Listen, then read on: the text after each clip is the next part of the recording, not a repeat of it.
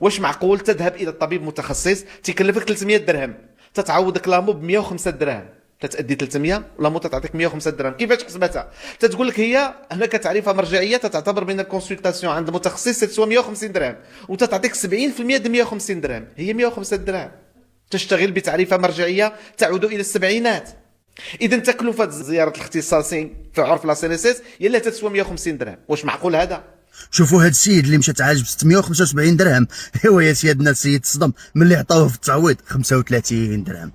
اذا عمليا المغاربه اللي في لا سي اس اس عندهم ثلث تغطيه صحيه، اما الثلثين فيدفعونها من جيبهم.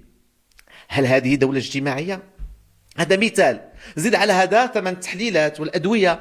اذا اصبحت التغطيه الصحيه عمليا خدعه بصريه، تساهم طوال السنه وربما طوال عمرك في الضمان الاجتماعي وفي لامو، وتتاخذ من عندك المؤسسه اقتطاعات كل شهر، وعندما تمرض تجد نفسك مطالب بدفع ثلثي كلفه العلاج.